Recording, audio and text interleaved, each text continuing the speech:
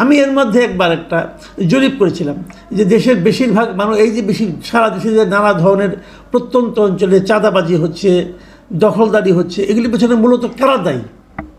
সব জায়গায় কিন্তু বলা হয়েছে যে বিএনপিই দায়ী। তার মানে বিএনপি এমন একটা পলিটিক্যাল পার্টি যারা ক্ষমতায় যেতে চায়, কিন্তু তাদের নিজেদের নেতাকর্মীর উপর কোনো নিয়ন্ত্রণ নাই। তো নিয়ন্ত্রণ না থাকার কারণে তারা সব জায়গায় নিজেদের রাজত্ব চালাচ্ছে। এখনও তারা ক্ষমতায় যায় নাই, এখনই তাদের এই অবস্থা। ক্ষমতায় গেলে কি হবে?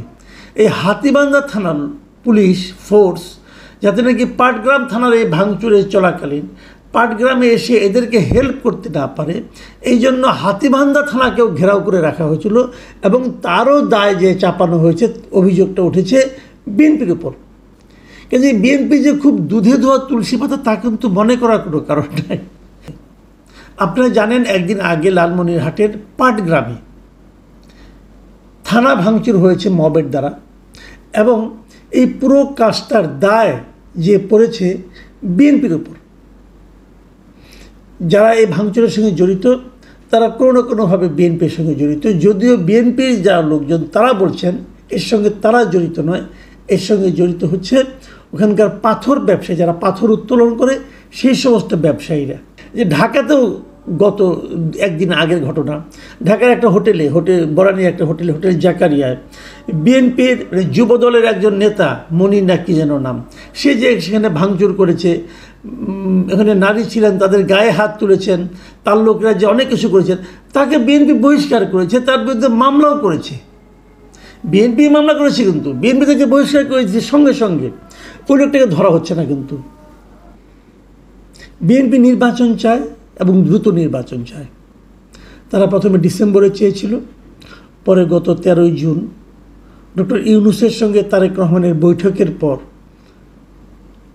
তাদের যৌথ ঘোষণায় ফেব্রুয়ারির কথাটা আকারে ইঙ্গিতে এসেছিল, এবং তাতে বিএনপিকে ভীষণ খুশি এবং আনন্দিত বলে মনে হয়েছিল। এবং তখন আমি বলেছিলাম যে এত খুশি হওয়া আসলে এখনও খুশি হওয়ার মতো কিছু ঘটেনি, ঘটে যিনি সেটা ধীরে ধীরে প্রকাশিত হচ্ছে। সরকারের পক্ষ থেকে কিন্তু একবারের জন্য ফেব্রুয়ারিতে নির্বাচন হবে এমন নিশ্চয়তা দেওয়া হয়নি। তারপরেও বিএনপি একা একাই খুশি হয়েছিল। আজকে যে ঘটনাটা বলছি সেটা হলো জামাতে ইসলামের একটা স্পষ্ট বক্তব্য আজকে পাওয়া গেল। জামাতে ইসলামের স্পষ্ট বক্তব্যটা হলো যে লালমনিরহাটে জামাতের আমির গিয়েছিলেন একটা প্রোগ্রাম করতে। আপনারা জানেন একদিন আগে লালমনিরহাটের পাটগ্রামে থানা ভাঙচুর হয়েছে মবের দ্বারা, এবং এই পুরো কাজটার দায় যে পড়েছে বিএনপির উপর। যারা এই ভাঙচুরের সঙ্গে জড়িত তারা কোনো না কোনোভাবে বিএনপির সঙ্গে জড়িত, যদিও বিএনপির যারা লোকজন তারা বলছেন এর সঙ্গে তারা জড়িত নয়, এর সঙ্গে জড়িত হচ্ছে ওখানকার পাথর ব্যবসায়ী, যারা পাথর উত্তোলন করে সেই সমস্ত ব্যবসায়ীরা।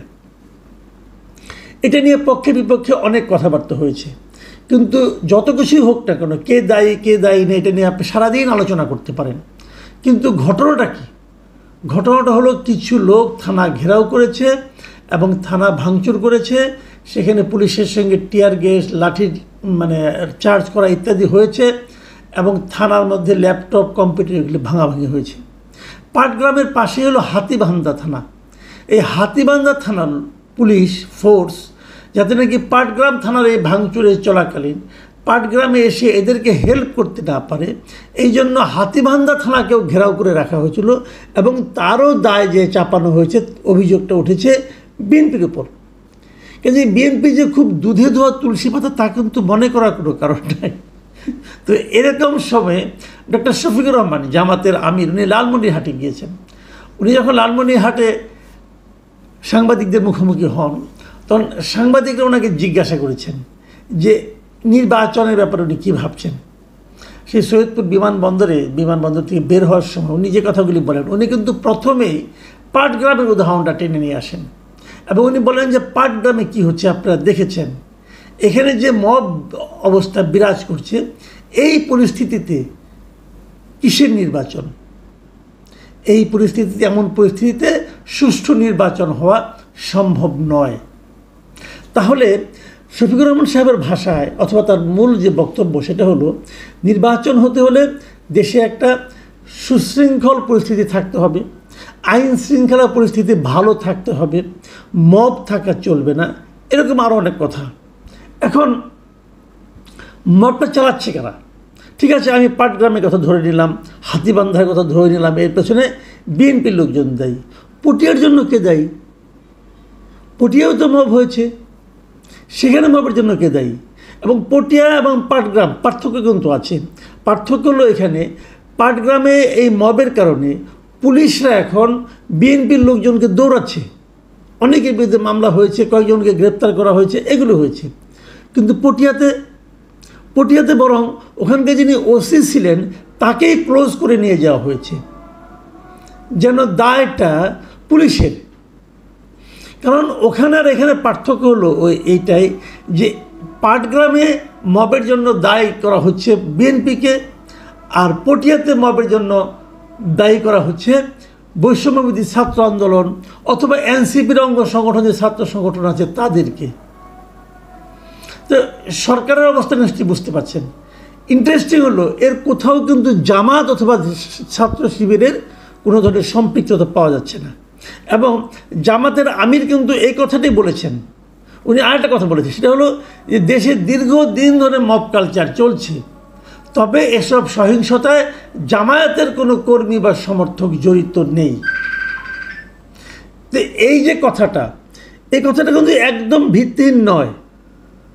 ঘটনা আসলেই সত্য যে তারা তাদের নেতাকর্মীদেরকে এতটাই নিয়ন্ত্রণ করতে পারেন যে তারা এ ধরনের কোনো সহিংসতায় জড়িত আছেন বলে এখন পর্যন্ত সেভাবে আমরা দেখিনি।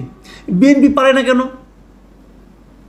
বিএনপি কেন পারে না? এই প্রশ্নটা কে করবে, কাকে করবে? দেখুন, আপনারা এর মধ্যে দেখেছেন যে ঢাকাতেও গত একদিন আগের ঘটনা, ঢাকার একটা হোটেল বরানি একটা হোটেল জাকারিয়ায় বিএনপির যুব দলের একজন নেতা মনির না কি যেন নাম, সে যে সেখানে ভাঙচুর করেছে, এখানে নারী ছিলেন, তাদের গায়ে হাত তুলেছেন, তার লোকেরা যে অনেক কিছু করেছেন, তাকে বিএনপি বহিষ্কার করেছে, তার বিরুদ্ধে মামলাও করেছে। বিএনপি মামলা করেছে, কিন্তু বিএনপি থেকে বহিষ্কার করেছে সঙ্গে সঙ্গে। ওই লোকটাকে ধরা হচ্ছে না। কিন্তু কেন ধরা হচ্ছে না? লুকিয়ে আছে। কোথায় লুকিয়ে আছে? মানে সব মিলিয়ে যে ঘটনাগুলো ঘটছে সেগুলো হলো যে মব হচ্ছে, যদি সেই মবটা এনসিপি বা তার দলের কেউ করছে তাহলে সেই মবের জন্য তাদেরকে দায়ী না করে বিরোধী পক্ষকে দায়ী করা হচ্ছে। আর যদি সেই মবের সঙ্গে যদি বিএনপির কারো নাম থাকছে তাহলে সেটাকে ফলাও করে প্রচার করা হচ্ছে। জামাতের কেউ থাকছে না, জামাত এগুলো দেখিয়ে বলছে আমরা কিছু করছি না। এই হলো গিয়ে টোটাল রিয়েলিটি। এখন বিএনপি যদি বুঝে যে তাদের নেতাকর্মীদের এভাবে দায়ী করা হয় তাহলে তারা নিজেরা কেন সতর্ক থাকে না? আমি এর মধ্যে একবার একটা জরিপ করেছিলাম যে দেশের বেশিরভাগ মানুষ, এই যে সারা দেশে যে নানা ধরনের প্রত্যন্ত অঞ্চলে চাঁদাবাজি হচ্ছে, দখলদারি হচ্ছে, এগুলির পেছনে মূলত কারা দায়ী? সব জায়গায় কিন্তু বলা হয়েছে যে বিএনপিই দায়ী। তার মানে বিএনপি এমন একটা পলিটিক্যাল পার্টি যারা ক্ষমতায় যেতে চায় কিন্তু তাদের নিজেদের নেতাকর্মীর উপর কোনো নিয়ন্ত্রণ নাই। তো নিয়ন্ত্রণ না থাকার কারণে তারা সব জায়গায় নিজেদের রাজত্ব চালাচ্ছে। এখনও তারা ক্ষমতায় যায় নাই, এখনই তাদের এই অবস্থা। ক্ষমতায় গেলে কি হবে? যে পুলিশের যে মনোবল সেটাকে ধীরে ধীরে ভেঙে দেওয়া হচ্ছে এবং সেটাকে ইস্যু করে নির্বাচনকে কিভাবে পিছিয়ে দেওয়া যায় তার আলোচনা চলছে। এবং সেই আলোচনাটা কারা তুলছে? সে আলোচনাটা তুলছে জামাত ইসলামী, সে আলোচনা তুলছে এনসিপি, সে আলোচনা তুলছে অন্যান্য বিভিন্ন পলিটিক্যাল পার্টি। মানে বিএনপির নির্বাচন তাড়াতাড়ি হওয়ার যে দাবি, সেই দাবির বিপক্ষে যেন সবাই উঠে পড়ে লেগেছে। কারণ আপনি অপেক্ষা করেন, দেখবেন দুদিন পরে সরকারই বলবে যে নির্বাচনের কোনো পরিবেশ নেই। তো নির্বাচনের পরিবেশ কীভাবে তৈরি হবে? পুলিশকে আপনাকে সক্রিয় করতে হবে। তো পুলিশকে তো আপনি সক্রিয় করেন না। যখনই কোনো মব তৈরি হয় আপনি ওখানকার পুলিশ কর্মকর্তাকে ক্লোজ করে নিয়ে আসেন। তো ক্লোজ করে নিয়ে আসলে এরপরে যাকে ওখানে পাঠাবেন সে কি আর এই মবের ব্যাপারে হবে, কেয়ারফুল হবে? সে কি মবকে থামানোর জন্য অগ্রসর হবে? কে ক্লোজ হতে চায়? কে চায় যে তার চাকরি জীবনে এরকম একটা স্পট পড়ুক যে তাকে ক্লোজ করা হয়েছে?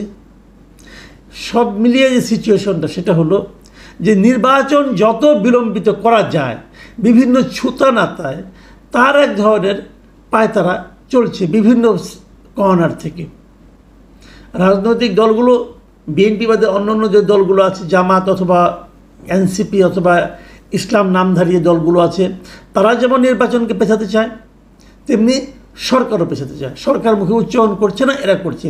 দেখুন নির্বাচনের ব্যাপারে কি কথাটা বলেছেন জামাতের আমির। তিনি বলেছেন আগে নির্বাচনের পরিবেশ তৈরি করতে হবে, সেজন্যই আমরা সংস্কারের কথা বলেছি। মৌলিক সংস্কার ছাড়া ভালো নির্বাচন সম্ভব নয়। মানে আগে পরিবেশ তৈরি করতে হবে এবং এই জন্য ওরা সংস্কারের কথা বলেছেন। এই পর্যন্ত ঠিক আছে। তারপরে কি বলেছেন, মৌলিক সংস্কার ছাড়া ভালো নির্বাচন সম্ভব নয়। এখন এই মৌলিক সংস্কার কাকে বলে?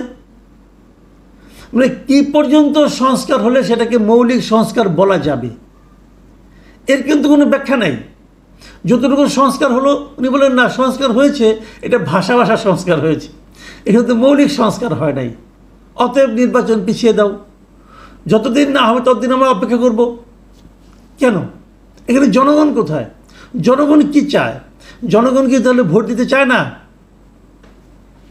আপনি বলবেন জনগণ ভোট দিলেই সব সমস্যার সমাধান হবে? না, হবে না। ভোট দিলেই সব সমস্যার সমাধান হবে না। কিন্তু আপনারা যেটা চাচ্ছেন তার জন্য যদি আরও 10 বছর সময় লাগে, 5 বছর সময় লাগে, 3 বছর সময় লাগে, আপনারা তো মৌলিক সংস্কারের কোনো রূপরেখা তৈরি করতে পারছেন না। এটা অনেক আপনাদের দাবি যে মৌলিক সংস্কার। মৌলিক সংস্কারের চেহারাটা কী আসলে, তাকে আপনারা ক্লিয়ার করতে পেরেছেন?